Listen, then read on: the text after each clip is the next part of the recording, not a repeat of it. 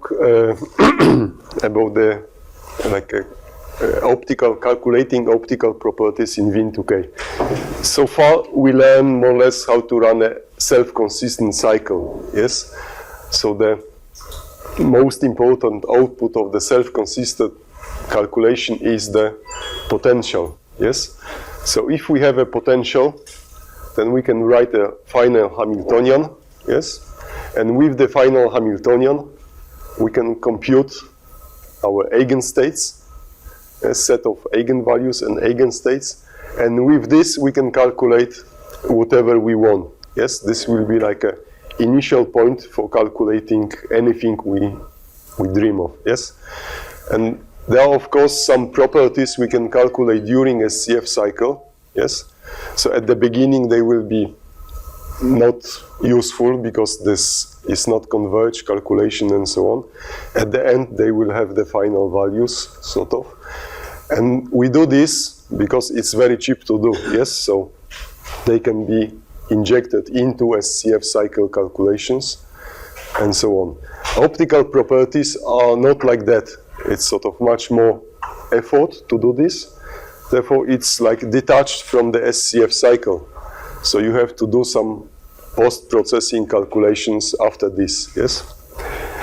And there are many other properties that you would like calculate that are sort of post-processing after SCF cycle is done. So usually you do it like you run SCF, you save your calculations, and then you can, from this point, start new K-mesh, new eigenvectors, and something following, yes? So I will talk about first some basic things formally, such that we understand what does it mean to calculate optical properties. Yes, I will introduce the programs that you have to run to get to these numbers, inputs, and then I go slightly beyond the usual approximations, usual way we do this optical properties. So it's called the Bethe-Salpeter Equation. And then I mentioned at the end about the core excitations. This is also within this topic, but you have to apply a bit different thinking into this. So usual calculations, like a standard way optical properties are done, it's within an independent particle approximation, yes? And then we also have some issues with local field effects. So usually you don't include these local field effects. And the most important thing here is to understand the role of a momentum matrix operator and momentum matrix elements, yes? And then what is the dielectric function, dielectric tensor as a main output of these calculations. So if you think about light and solid or matter, so the light is essentially electric field changing in time and space. So if we have this external field here added to our internal field, our potential, then the total field would be this, and this external field will be screened by electrons in a system, yes? So light enters the matter, the electrons adjust itself to it, and you have a screening part and the external field part.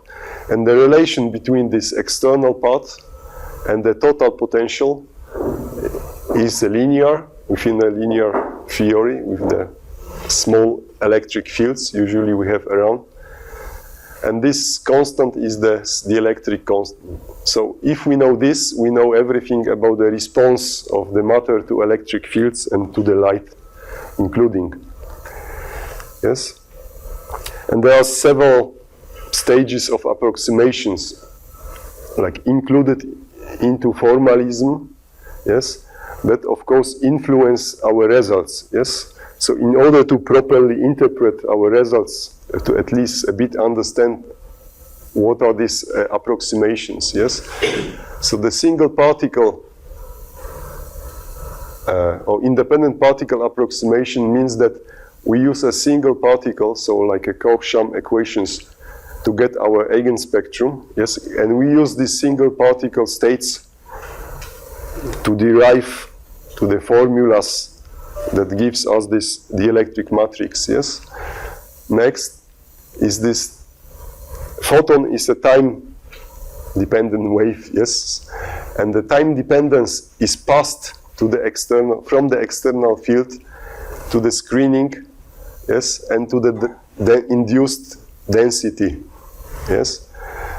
And this is the same frequency for all of these quantities, so it's also not true, yes, it's sort of approximations, yes? And then the general form of the potential will be expanded in a Fourier series like this, yes? So this small q here is the wave vector of our photon. The g would be the reciprocal vector of our lattice, yes? So the total potential can vary, yes, within the lattice, so it's with frequencies bigger than the photon frequencies, yes? And then the definition of the polarizability is usually like this, so the change of the density related to the change of the potential is the polarizability. And there is important thing here. So the screening potential comes from the induced density, yes? So the photon fields induces some change in the electron densities, and these electron densities gives us the screening potential, yes? And this relation is the Coulomb equation, yes, in the Fourier space. So this is also approximation, yes? So fact that the Coulomb equation is used to compute the screening potential from the induced density is of course approximation, yes?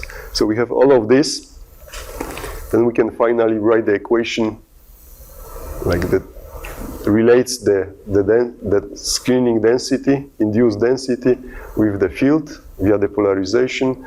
And then if we put expression for polarization here, that is related to this, so this is all linear perturbation theory here, yes?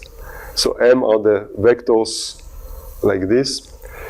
So this is, so I skip this derivation. So we arrive here to expression for the dielectric tensor, and it's called a random phase approximation, yes? So we have a Fourier, a component of the Coulomb field here, this polarization, yes?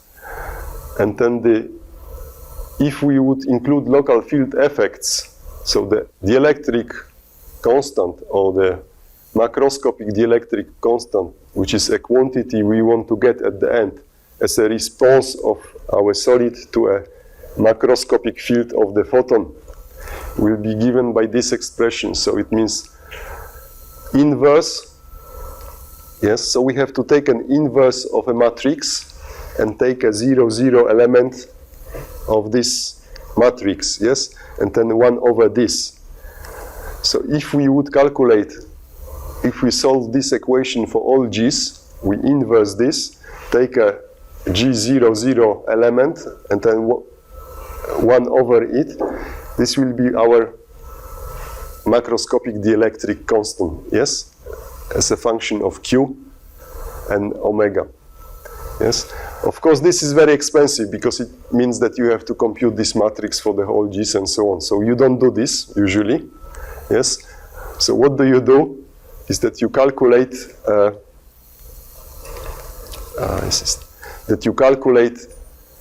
this 0, 0 and assume this, yes. So the macroscopic constant is the 0, 0 element of this matrix, yes. So sort of take a shortcut here, yeah. So and this, if you use this, it means that you have neglected local field effects, yes. So all this nomenclature is there. So this would be a starting point to understand what is done in the standard usual calculation, yes. Then if we put expression for polarizability, we've arrived to this expression here, yes. So this A as a two terms, it's like interband and intraband components, yes. If you have an insulator, this is 0, so then you have only this term here. The next stage is, instead of computing these matrix elements, what we have here, these M matrix elements, with the Q dependence, you assume that the Q is 0. So Q is the photon wave vector. So the photon is usually carries a very tiny momentum, yes? So then it's a good approximation, unless this photon is related to some core spectra with a very high energy. So this momentum might be sizable, and this might be not very good approximation anymore. But for the usual light, we have visible region or UV, it's quite okay here to assume that Q is 0. Then this expression is simplified, and we can arrive at this final thing here. Imaginary part of the epsilon of this dielectric function is expressed as this sum over bands. So valence, conduction, K point, and here you have a matrix elements, momentum matrix elements, yes, between the valence and conduction bands, yes, and then the delta function that picks the transitions between correct energies such that this fits to the omega. So the key quantity here is this momentum matrix element here, yes. So if we know this, we put this here, and then we can compute this quantity. Yeah?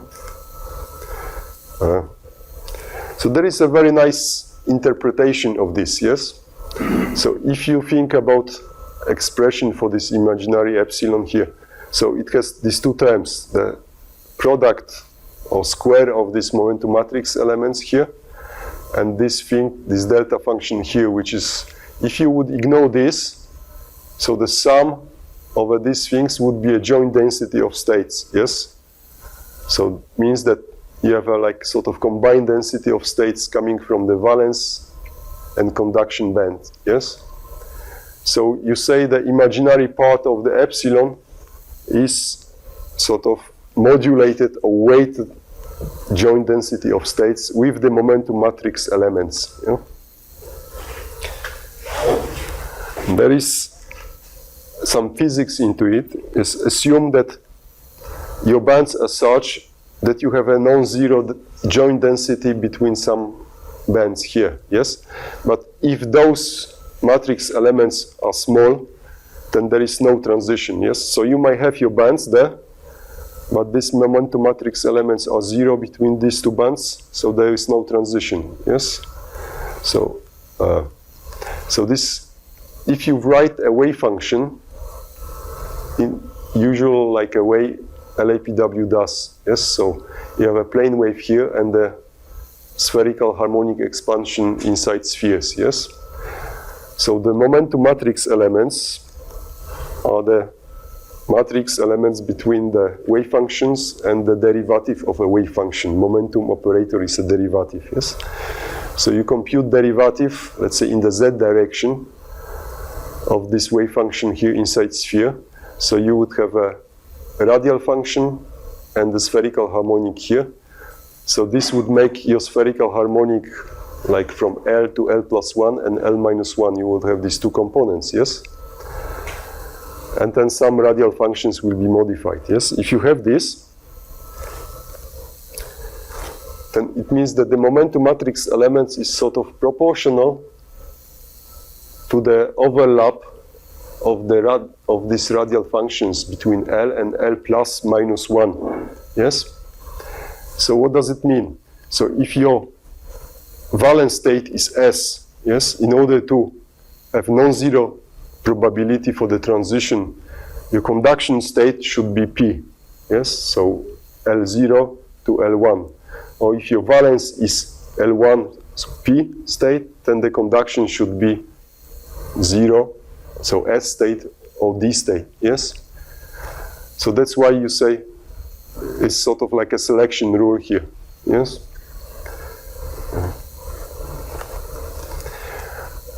dielectric tensor, yes, so sort of connects external field to the total field inside the solid. Yes, the total field is related to the symmetry.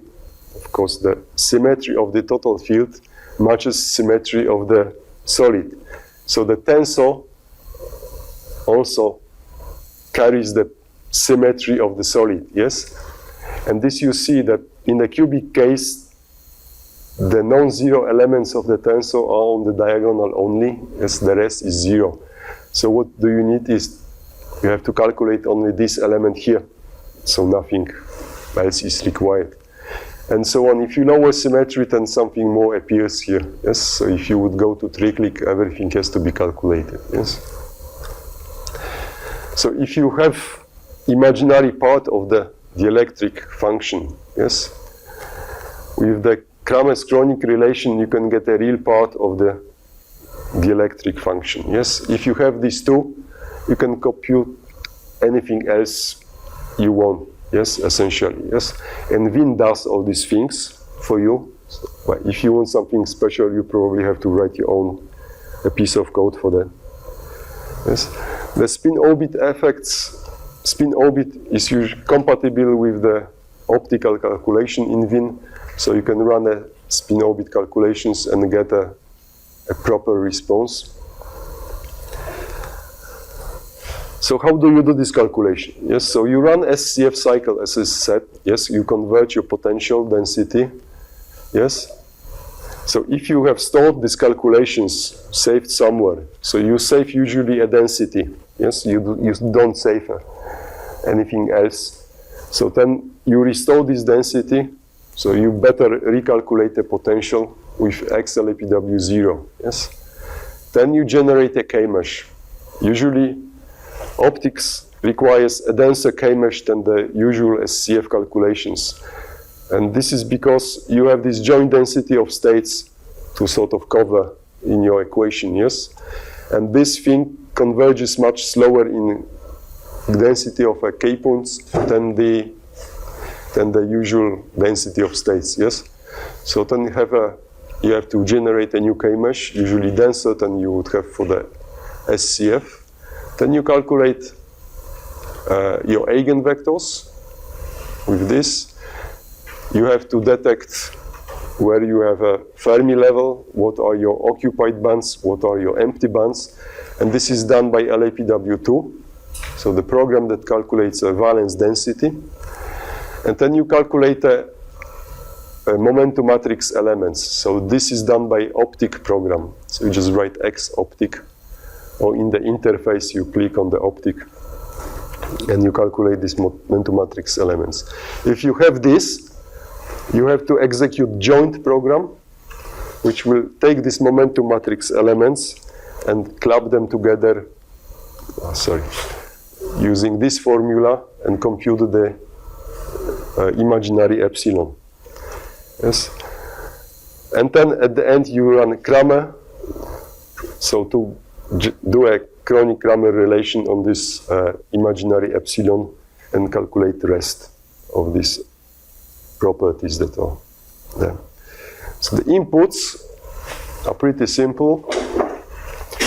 You can select sort of a range of K points. You can select out a single K point and so on. If you would like to include all K points, just put this number here as large, yes? So there is a possibility to sort of filter K points and manipulate a bit with K points. If you, for the analysis, it might be useful, yes? Then you can select energy window also. If you want everything, just put large numbers here. Then you can select the number of cases you have. So depending on your symmetry, you can compute all momentum matrix elements. Yes, it's a matrix, so has elements, yes, and so on. So for cubic cases, you need one. For some tetragonal, you need more, and so on, yes. It will produce the SymMat, which is a sort of symmetrized product of this thing here, so like a squared of a momentum matrix element, yes. And if you find it useful, you can have access to a pure momentum matrix elements here. Yes, if, like you want to use it for something, I don't know. Then for joint, yes, which compute this thing here. Similar, you can select the band indexes, minimum, like a DOS here. Yes, minimum, maximum, and delta E. Yes, outputs, and some switches are here. So these switches are interesting. You can compute different things with it. Yes. So the imaginary epsilon, yes, is the total. This will be 4. Yes, which is here like a default. But you can also compute joint density of states or like separate these things over bands and so on. Yes. Output is in case joint file. Then the Kramer. So for the Kramer, if you have a metal, there is a very large component of the response coming from the intraband, interband transitions, yes, at the Fermi level. So you might put these things here, yes. In case of insulators, you don't have to bother with it, yes. And this will produce those files here, which contain the real epsilon, and so on. So you have to really be careful with the parameters, computational parameters during these calculations, yes? So first, RK max may be required to have a higher RK max than for SCF, yes? You need for sure better K mesh, yes? So if you do your SCF with 1,000 K points, so better do optics with 10,000 K points, yes? And so on. So this you see for the aluminium, so the convergence with the K list here. So it's a irreducible K list and then like slowly converging to something, yes? So you have to better look. So there is also like a point that the energy region you have to include for Kramer's chronic relation. It's an integral from 0 to infinity in principle, but you of course never compute the imaginary epsilon for infinite frequencies. You always stop somewhere. So then you have to always be careful with this range here. And there is an issue, it's nearly solved in WIEN2k, about the quality of the solutions at high energies, yes? So it might be also issue for future, yes, if you want a proper imaginary epsilon at high energy range. So you better take care of your bases and so on in this to have the good eigenstates at this energy region. So the theory versus experiment. So this discussion may continue forever, probably, yes. So it depends on the range, on the zoom you are on the plot. Yes, it might be better or worse, and so on. In general, it's DFT problems or the problems of these approximations we have to apply to get to the final formalism, yes. But it's not that bad in most cases, yes. So reasonable results can be reached within these independent particle approximations. There is some issue with the band gap. So if you compute a imaginary epsilon which is close to the absorption spectra, you see the edge is closer than you would imagine or you would expect from the experiment. And this is sort of trivial thing coming from the wrong band gap that comes with the insulator and the GG and the DFT, yes?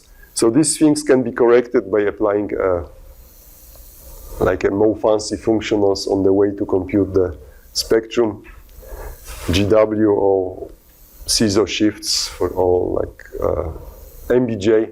So I put this MBJ here by its well-known fact that it's not good for optics, yes? But you can calculate the band gap with MBJ and then do a CISO shift with the adjusted band gap. Then it's probably better than apply optics on top of MBJ calculated eigenvectors. Yes. So if you think about what does it mean, this independent particle approximation, yes?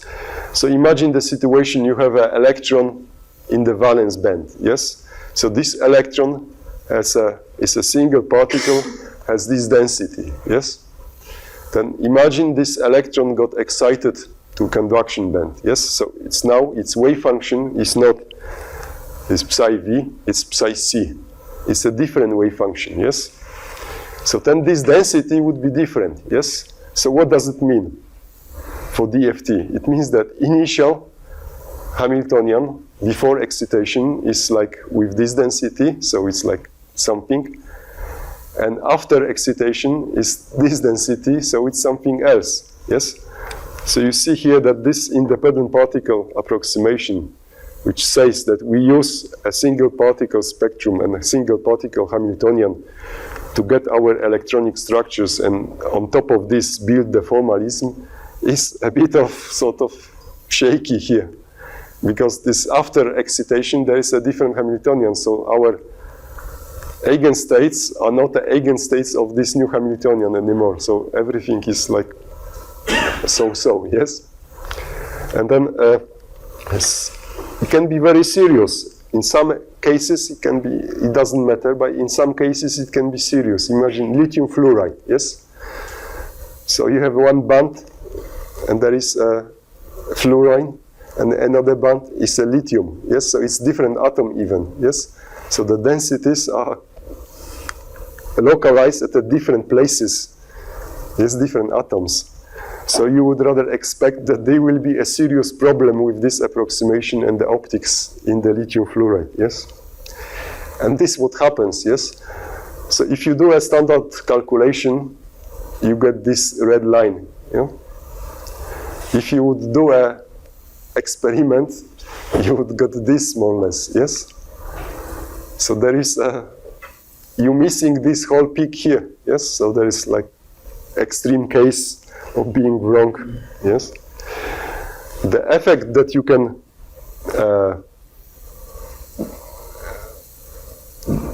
like correct and get it right is called electron-hole correlation or electron-hole interaction, yes? So when you have an electron excited to a conduction band, it leaves a hole in the valence, yes? And the hole is sort of like a positive charge interacting with this electron. So this modifies the potential, yes? And you have to, if it's strong, like in lithium fluoride, you have to include this interaction into your physics, otherwise you get it all wrong. And this is done with the method called Bethe-Salpeter Equation. You have to solve the Bethe-Salpeter Equation to get it right, more or less, yes? And originally, this Bethe-Salpeter Equation is a motion of a two-particle green function, yes? It will be very complicated and time-consuming to solve it like this. So there is several approximations, and then at the end you arrive into something that has a very nice physical interpretation. It's like a two-particle Hamiltonian. It's just to focus. So these A's will be like eigenvectors here, yes? The K here is the function of the energy of the eigenvalue, so it's sort of non-linear equation. But the K is a matrix, yes? And will be like a Hamiltonian, yes? And the epsilon energy lambda will be like eigenvalues. So these energy lambdas are our excitation energies, yes? The K is the Hamiltonian, is the interaction between different excitations. So the one excitation is indexed with the valence and conduction state. It's like a one index together, yes?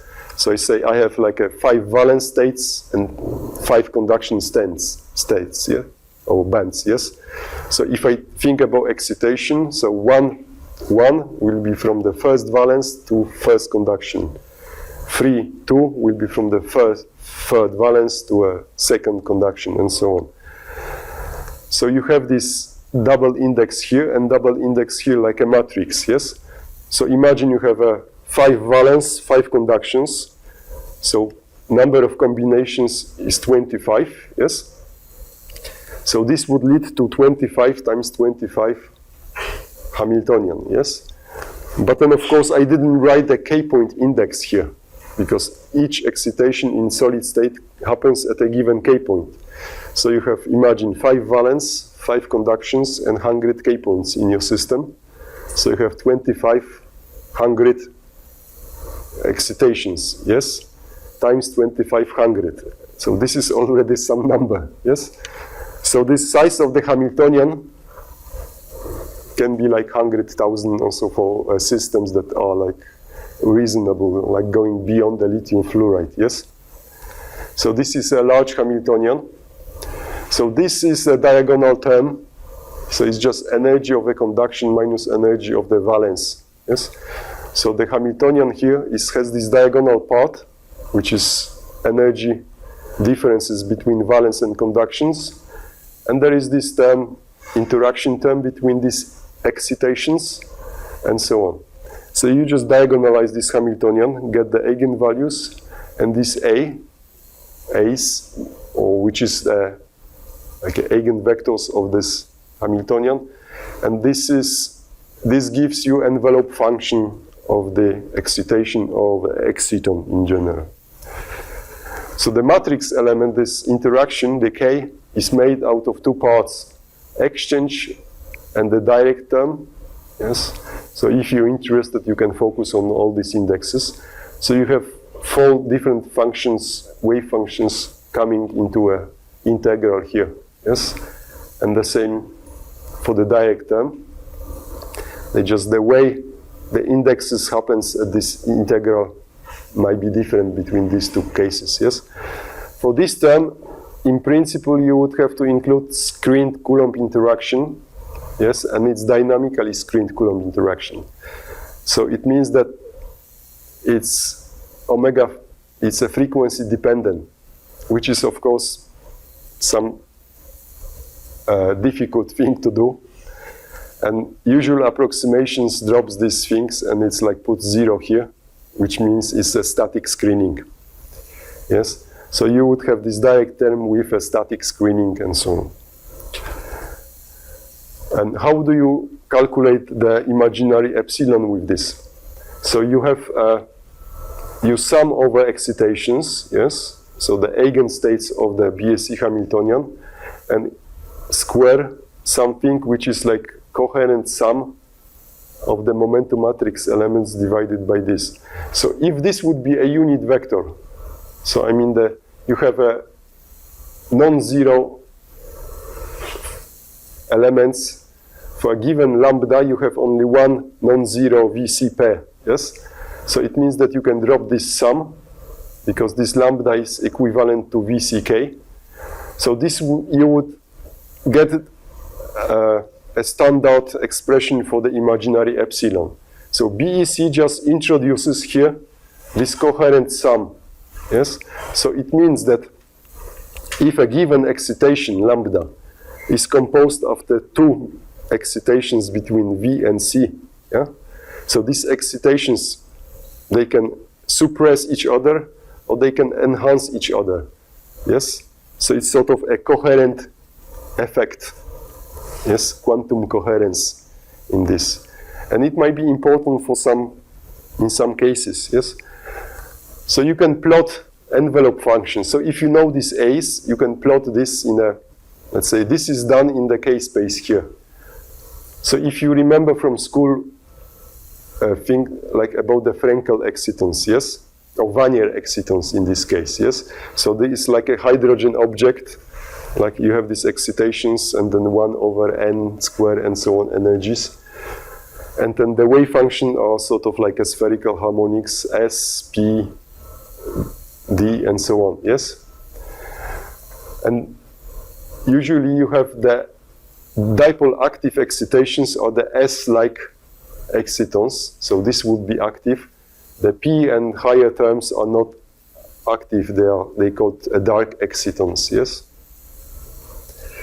So these solutions will look like, so these dots are representing K points, yes?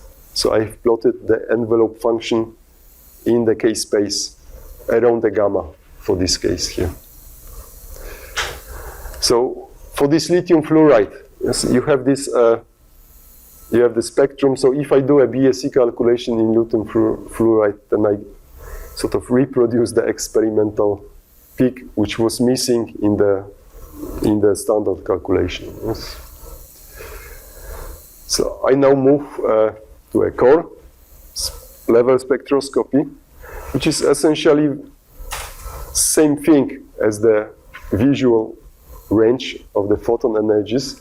It's just the frequencies are higher, such that the electrons, so my valence band, is in the core region. Yes. So you have this deep core region, which is usually not displayed in the eigenvalues file and so on. These wave functions are computed by the separate program as after LAPW2 in the SCF cycle. This L-core program is executed, and this is where the eigenstates for the core electrons are calculated. Yes, but we can excite those states, yes, to the conduction, and then the measure absorption spectra and so on. So this will be like X-ray absorption spectroscopy here. Yes, and there is a way in WIEN2k to calculate this along with emission spectroscopy. So you have an inverse process. So from the valence, you go to the empty hole in this. So the basic thing here to understand is like, if I would just excite core electron, yes, to a conduction state, yes, so, and would apply the methodology we just learned here, yes, the result would be pretty wrong, yes, and they will be wrong because of this electron-hole interaction effects I mentioned, yes, because the core electrons is very close to the nucleus. So wave function is localized around nucleus, yes? So when I excite this state, this hole is present near the nucleus, yes? And it's like a point charge acting on this excited electron, yes? So you don't have the choice of ignoring this effect. You have to include this effect. But the nice thing is that it's much easier than with the valence and conduction bands, yes? Because you know that this electron is close to the nucleus, yes? And you can manipulate your input files such that you just artificially introduce this hole there and compute this eigenspectrum with it included, yes? In the valence region, you cannot do it because this valence wave function is everywhere delocalized, and you don't have a way to stabilize it in the proper solution. Yes, for the core electrons, it's possible. Yes, an important thing is here to understand that it's so-called final state rule.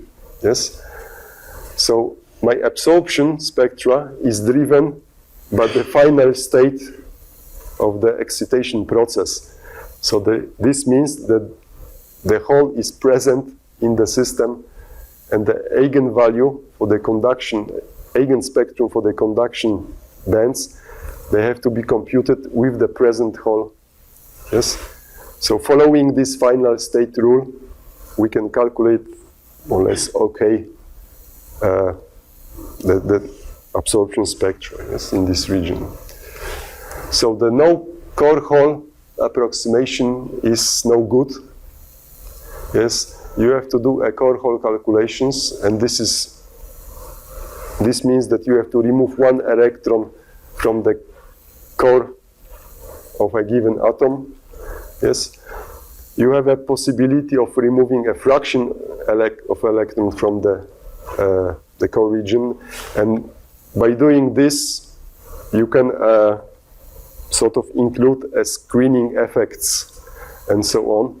But it's sort of a phenomenological approach to this, yes? By trying several fractions, you can compute different spectra and then adjust to the experiments and so on. Yeah. So you remove this core electron and do an XCF calculations, then you add electron to the your valence region, yes, and so on. For that you have to do a supercell calculation, yes, because you want to remove an electron from the one core, not from the every core in a periodic solid, yes, because the excitation, real excitation happens for one atom only, not for the all atoms in your unit cell, in your solid, yes. So you have to do a supercell such this core hole doesn't see a neighboring core hole. So usually like a supercell above 100 atoms will do the trick, yes. And if you have this, and it should work at least for the K edges, so with the excitations from the S states.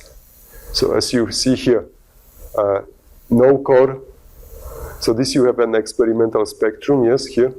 So the no core is this one. So if you would have the core hole calculations is this one, yes. So you just develop this peak here as in the experiment, and this looks pretty okay. Yes. So how do you run this? So you generate a supercell with the method Peter described, yes. So you initialize calculation, you add this core hole in the core region, and then you add an extra valence electron. Yes, or there's another option, you can put this extra electron in the as a background charge in the mixer. Yes, you run SCF, then you remove this extra valence electron because you want a proper count of electrons for your system. Yes, and then run, and you have to calculate the if you have eigenvectors, then you have them. Yes, then you run the xspec code from the WIEN2 web, and then you calculate this dipole matrix elements between the core states and the conduction states and so on. So this stages is like a normal optical calculations, except instead of valence states you have a core states. Yes. So there is an input for this xspec program. It's a bit different between the emission and absorption spectra. Yes, I refer you to a user guide for details here. Yes, and you can do XMCD also. It's like you combine the response with a different directions. Yes, and so on. So XMCD can be now done using an optic. Yes, the optic can read the core spectrum, the current state. Yes. So it requires some input, extra input for the joint program. So like this, yes, if you're interested. Yes. So we can do a TELNES or EELS calculations. Yes, the difference, it's very similar to like a core spectroscopy with photons. Yes, instead the matrix elements are very similar, but the Q vectors, the Q0 approximation might not work, or it's not in generally working for this for this EELS. Yes, so you have to include the effects beyond this, which are called the non-dipole transitions and so on. They will have to be included, and this is done by TELNES program, which I never touched in my life. So if somebody wants, then it's a very extensive program written by experimentalists even. So it has all these numbers and then angles and whatever there. Yeah. And so these calculations for the core electrons, yes, for the are sort of done still within the independent particle approximations, just that this electron-hole interaction was included artificially a bit, yes? So you can't say it's IPA, independent particle, pure, yes? Because it has a bit of this electron-hole interaction. But it does not have these quantum coherence effects that you saw in the expression for the imaginary epsilon, yes? So you may see, if you compute the LH of calcium in this, yes, the plain DFT would give you this, yes. If you do a core, so plain DFT is without core hole, so it would give you this. It's like, and the core hole would give you this, yes. So important is that you have two branches here and here. So this one will be from p 3/2 electrons, and this is from p 1/2 electrons, yes.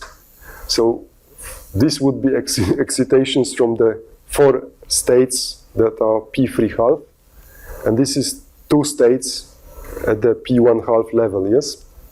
So that's why you have a 2 times, the intensity is twice as here than here, yes. But if you would measure this, then you see, this is that. So if you measure, then you have these branches, L3 and L2, with the same height here, yes?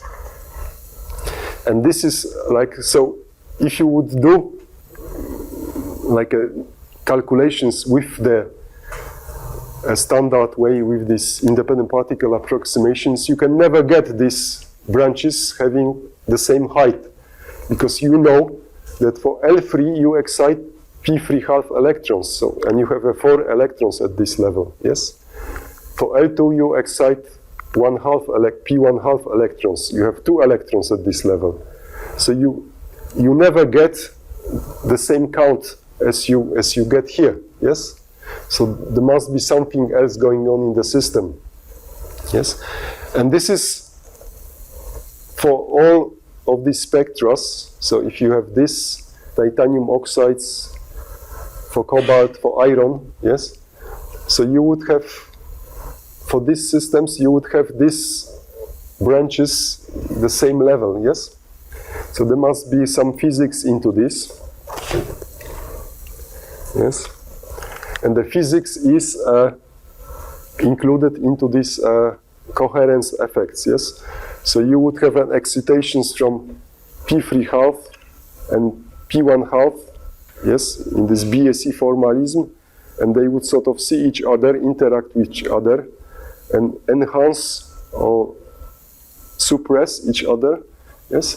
So this one, coming from this is L3, so coming from p 3/2 is sort of suppressed, and this coming from the L2 is enhanced, yes. As a result, you have the same branching ratio. So we did calculations in the BSE Hamiltonian, yes, such that we zero a matrix elements between the p 3/2 and p 1/2 excitations.